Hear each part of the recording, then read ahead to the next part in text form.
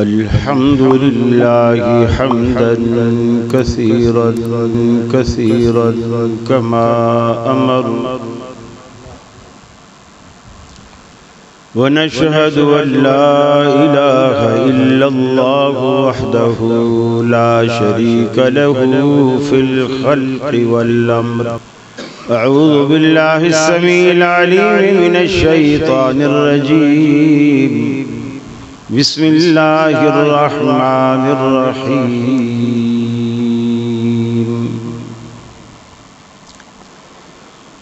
कुल इन कुंतुम तुहिब्बूनल्लाह फत्तबिऊनी युहिब्बुकुमुल्लाह वयग़फ़िर लकुम ज़ुनूबकुम वल्लाहु गफ़ूरुर रहीम।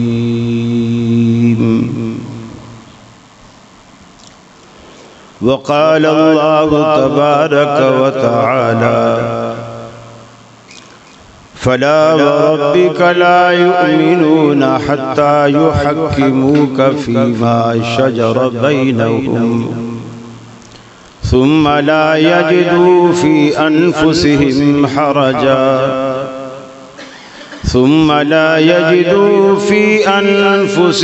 हरजन मिम्मा क़ज़ैत व युसल्लिमू तस्लीमा।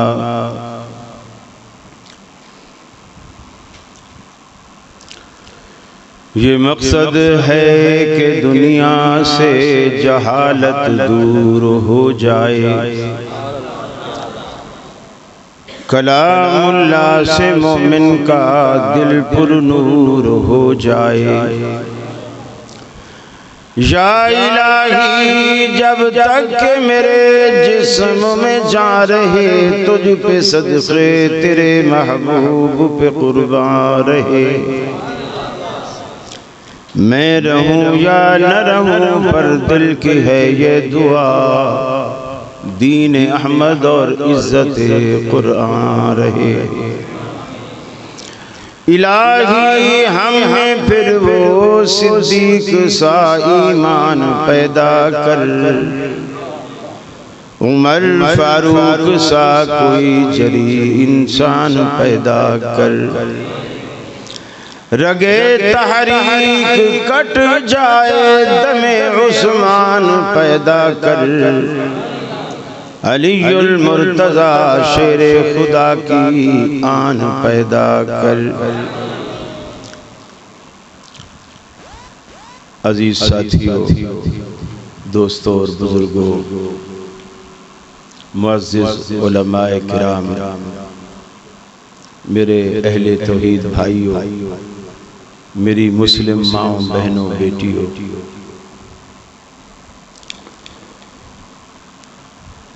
आपके इलाके में इस नाचीज़ की पहली हाजिरी है। अगरचे दिखने में मस्जिद बहुत छोटी है,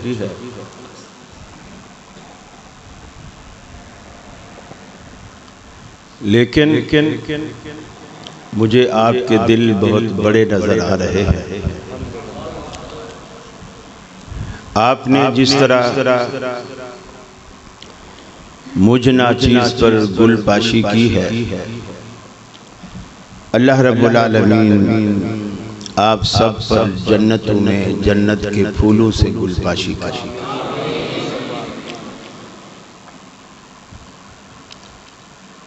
दुनिया में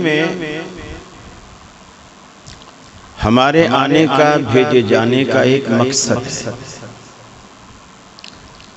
क्योंकि अल्लाह जो काम करता है ना, वो बेमकसद काम नहीं करता।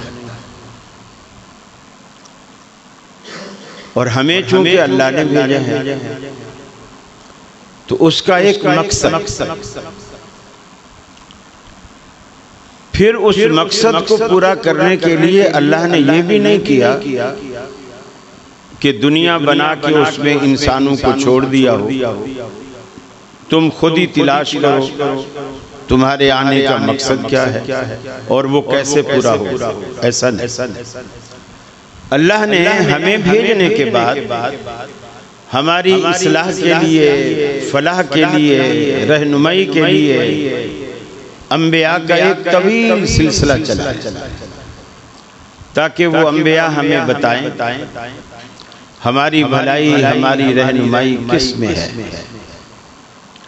फिर सबसे आखिर में अल्लाह ने आमना के लाल जनाब मोहम्मद रसूलुल्लाह सल्लल्लाहु अलैहि वसल्लम को पूरी दुनिया की रहनुमाई के लिए भेजा। हमारी जो बेसत का असल मकसद है, आने का जो मकसद है, वो है इस दुनिया में रहकर अल्लाह को राजी। चूंकि पहले हम जन्नत में रहते, ख्वाबों की जन्नत में नहीं, असली जन्नत। आप कहेंगे हम तो पैदा ही नहीं हुए थे। आदम अलैहिस्सलाम को जब अल्लाह ने पैदा किया ना, आदम अलैहिस्सलाम को पैदा करने के बाद अल्लाह ने उन्हें जन्नत उनकी पसली से हजरत हव्वा को पैदा किया। अब देखिए रब्बुल आलमीन ने कैसे कैसे काम किए जो किसी फार्मूले में नहीं है। दुनिया को बस इतना पता है कि जब एक बाप और एक माँ, यानी एक मियाँ और एक बीवी आपस में बाहम मिलते हैं तो नतीजे में औलाद पैदा होती है। अल्लाह ने यहाँ इस फार्मूले को भी तोड़ा। आदम अलैहिस्सलाम को पैदा किया, बाप भी कोई नहीं, माँ भी, बगैर बाप बगैर माँ के फिर बच्चे देने का काम औरत का है, मर्दों का नहीं। मर्दों से कोई दूसरा शख्स जन्म नहीं लेता। लेकिन अल्लाह ने इस फार्मूले को भी तोड़ा। आदम अलैहिस्सलाम की पसली से सैयदा हव्वा जो हमारी सबकी माँ है, उनको पैदा किया। ये सारे फार्मूले तोड़े, इसलिए तोड़े कि दुनिया माने कि मैं रब हूं और मैं किसी उसूल, किसी कुलिये, किसी कायदे का पाबंद नहीं हूं। मैं तो वो करता हूं जो चाहता हूं और मेरे आगे कोई रुकावट भी नहीं है। चुनाचे कुरान ने फरमाया इज़ा क़ज़ा अमरन फ़इन्नमा यक़ूलु लहू कुन फ़यकून। परवरदिगार आलम जब किसी मामले का इरादा कर लेता है, जब भी किसी अम्र का फैसला कर लेता है, उसे कहता है हो जा, वो चीज फौरन वजूद में आ जाती है। रब्बुल आलमीन को सेनेट का इजलास नहीं बुलाना पड़ता, असेंबली का इजलास नहीं बुलाना पड़ता, किसी पीर फकीर से पूछना नहीं पड़ता, चिल्ले नहीं काटने पड़ते, वो तो सिर्फ हुक्म करता है। जब भी रब्बुल आलमीन किसी मामले का इरादा करता है, उसे कहता है हो जा, वो चीज वजूद में आ जाती। आदम अलैहिस्सलाम को रब्बुल आलमीन ने उसी हुक्म कुन से पैदा फरमाया। बाप भी नहीं, माँ भी नहीं, मट्टी का एक मुजस्मा जिसे रब्बुल आलमीन फरमाता है खलक़तु बियदैया, मैंने अपने हाथों से बनाया। ऐ इंसान तेरी अजमत के क्या कहने, रब्बुल आलमीन कहता है कि मैंने तुझे अपने हाथ से बनाया, फिर उसमें रूह फूंकी, उसको जीता जागता इंसान बनाया। आज दुनिया में बड़े से बड़ा मुसव्विर भी क्यों ना हो, कोई भी दुनिया में जो तस्वीर बनाता है वो किसी ठोस चीज के ऊपर, लकड़ी के ऊपर, पत्थर के ऊपर, कागज के ऊपर वो तस्वीर बनाता है। लेकिन रब्बुल आलमीन की कुदरत के कमाल देखिए, एक कतरा पानी पर रब्बुल आलमीन ने इंसान की वो हसीन और जमील तस्वीर पैदा फरमाई। फरमाया वत्तीन वज़्ज़ैतून वतूर सीनीन वहाज़ल बलदिल अमीन लक़द ख़लक़नल इंसाना फ़ी अहसनि तक़वीम। ये खूबसूरत मुखड़े बनाने वाला कौन? अल्लाह रब्बुल आलमीन की ज़ात ने ये हसीनो जमील चेहरे बनाए। फिर दुनिया का बड़े से बड़ा मुसव्विर जब भी मुसव्वरी करने बैठे उसे रोशनी चाहिए, अंधेरे में वो तस्वीर नहीं बना सकता। रब्बुल आलमीन ने माँ के अंधेरे में तस्वीर बनाई। मजाल है जो कभी आँख गलत लग गई हो, नाक गलत लग गई हो, दांत अपनी जगह से हट गए हों।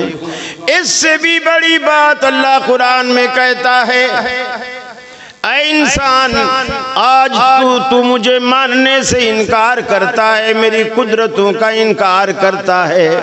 हमने तो तेरा पोर पोर बनाया। अल्लाह ने पोर की मिसाल इसलिए दी, हर इंसान अरबों खरबों दुनिया में आए चले गए, अरबों खरबों मौजूद हैं, अरबों खरबों आने वाले हैं। अल्लाह ने पोर की मिसाल इसलिए दी कि आज तक एक आदमी का पोर दूसरे से मेल नहीं खाता। हर बंदे का ये पोर अल्लाह रब्बुल आलमीन ने अलग अलग बनाया है। हर बंदे की शनाख्त अलग है। आज दुनिया में कोई और देखने को हम देखें तो ये एक लकीरें नजर आती हैं, लकीरों से ज्यादा कुछ भी नहीं। और फिर अल्लाह ने इनमें एक ऐसी चिकनाई, आप हाथ साबुन से भी धो लें, तौलिए से साफ कर लें, फिर भी आप शीशे पे उंगली रखें तो इसके पोर की जो स्टैंप है वो छप जाएगी। सारी दुनिया कहीं भी छुपना चाहे नहीं छुप सकती। आमिल कासी ने एक होटल में बैठकर पानी का गिलास ही तो पिया था। उस गिलास की जब प्रिंट ली गई तो कहा गया कि आमिल कासी का हाथ है। उसको पकड़ के अमेरिका भिजवाया गया। अल्लाह ने हर बंदे के साथ उसकी शनाख्त लगा दी, मगर मजाल है जो कभी एक बंदे की शनाख्त दूसरे के साथ मिलती हो। अल्लाह रब्बुल आलमीन कुरान पाक में फरमाता है, अलम नजअल लहू आइनैन व लिसानन व शफतैन। ऐ इंसान तू देखता नहीं, उस कतरे पानी पर बनने वाली तस्वीर को हमने आंखें भी अता की, बोलने के लिए होंठ भी अता किए, चलती फिरती तस्वीर बना दिया, सिर्फ इसलिए कि हमारी ये नेमतें पाने के बाद शुक्राने के लिए हमारे दरवाजे पर आए, शुक्राने के लिए हमारे दर पे आए। माँ के बतन से लेकर माँ के पेट में बच्चा होता है, दांत भी नहीं होते, खा पी नहीं सकता। रब्बुल आलमीन ने कहा कोई बात नहीं, उसकी नाभ से उसकी माँ के बतन के साथ खाती माँ है, पीती माँ है, उससे तैयार शुदा खून रब्बुल आलमीन बच्चे को पहुँचा रहा है। जब बच्चा पैदा होता है, दाया सबसे पहले उसका वो खुराक का ग़िज़ा का वो रास्ता डिस्कनेक्ट करती है, उसे काट देती है। बच्चा रोने लगता है, इलाहुल आलमीन मैं जिंदा कैसे रहूँगा, मेरा तो खुराक का सारी का रास्ता खत्म हो गया, सारा रास्ता बंद हो गया। अल्लाह रब्बुल आलमीन कहता है मेरे बंदे कोई बात नहीं, कोई बात नहीं, सिर्फ दुनिया में आने के बाद रोना तेरा काम, तेरी माँ की छाती में दूध पैदा करना मेरा काम। बच्चा रोता है, माँ बच्चे को छाती से लगाती है, बच्चे की ग़िज़ा का इंतज़ाम होता है। फिर फरमाया हमने ये बच्चा जब 2 साल के करीब जाता है, 2 साल की मुद्दत के करीब पहुंचता है, छोटी छोटी दंदियां जिसे आप कहते हैं, ये छोटे छोटे दांत भी निकल आते हैं जब तक। अब दूध पीते पीते कभी काटता भी है, माँ थप्पड़े मारती है, वो बच्चा जुबान हाल से रब्बुल आलमीन से कहता, इलाहुल आलमीन, आज तो मेरी वो मेहरबान माँ भी जालिम बनने लगी है, अब मेरी गिज़ा का कोई और रास्ता बना दे। इधर अल्लाह ने दांत भी दे दिए, ज़मीन पे सारी की सारी नेमतें रब्बुल आलमीन ने आपके लिए मुहैया फरमाई। आप इन दांतों से वो नेमतें खाते हैं, फिर दुनिया में गधा खुराक को मुंह लगा के खाए, कुत्ता मुंह लगा के खाए, घोड़ा मुंह लगा के खाए, सारे जानवर रिज़्क़ के ऊपर झुक जाते हैं, मुंह लगा के खाते हैं। लेकिन फरमाया, है इंसान, मैंने तेरी जबीने नियाज को अपने दर पे झुकने के लिए बनाया, मैंने तुझे किसी के आगे झुकने नहीं देना। वो बंदा बड़ी इज्जत के साथ, वकार के साथ कुर्सी पे बैठा है, दस्तरखान पे बैठा है।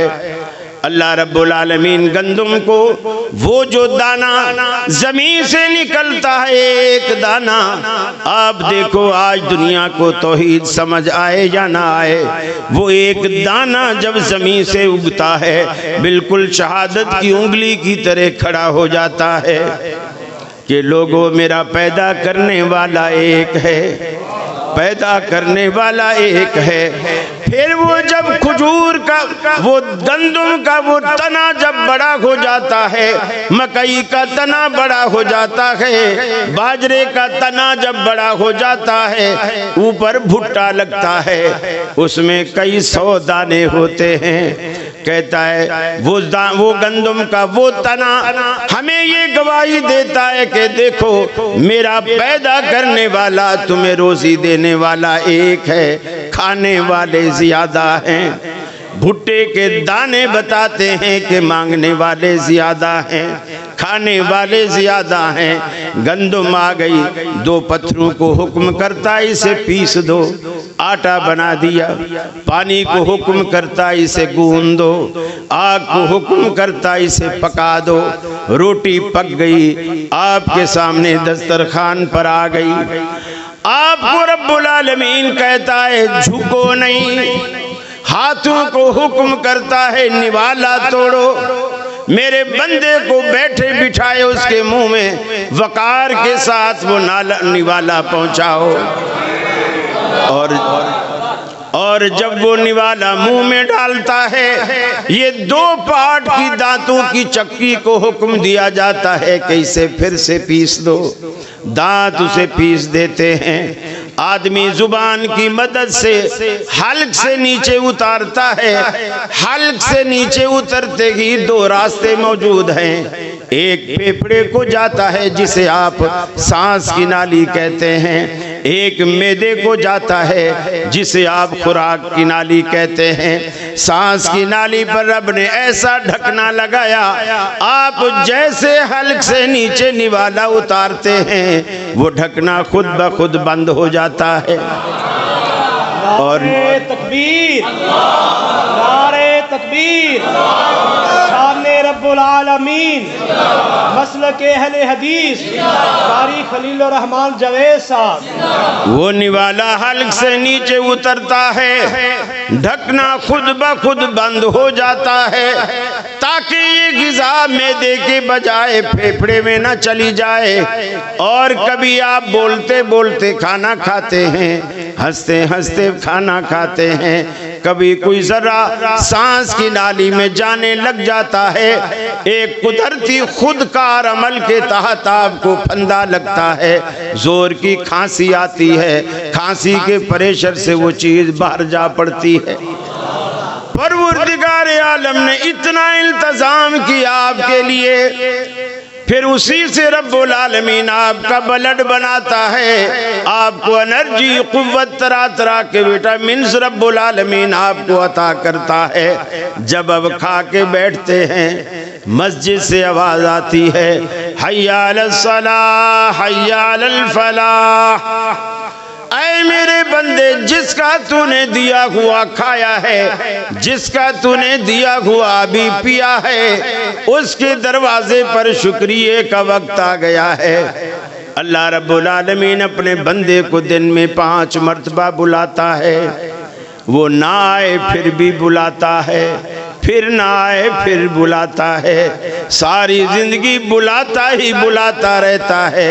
अरे आपका भाई, सगा भाई, एक मर्तबा अपने बेटे की शादी पे आपको बुलावा दे, आप ना जाएं, दोबारा नहीं बुलाता।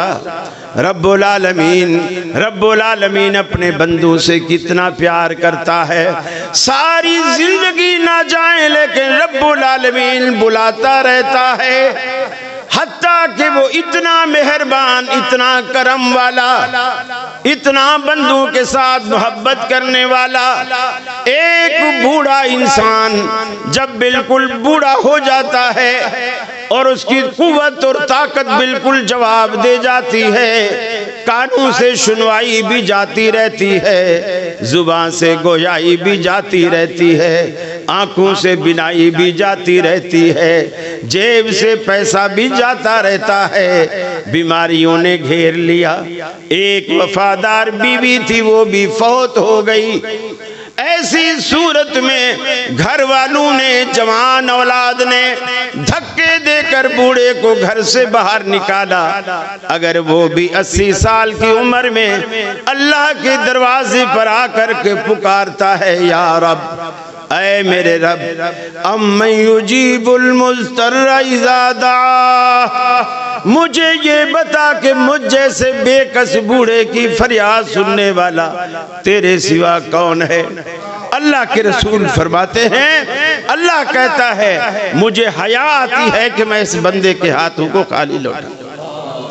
जो 80 साल तक उसके दर पे नहीं आया, उसकी रहमत उसे एक मर्तबा ताना भी नहीं देती, ताना भी नहीं देती कि तू अब आया है।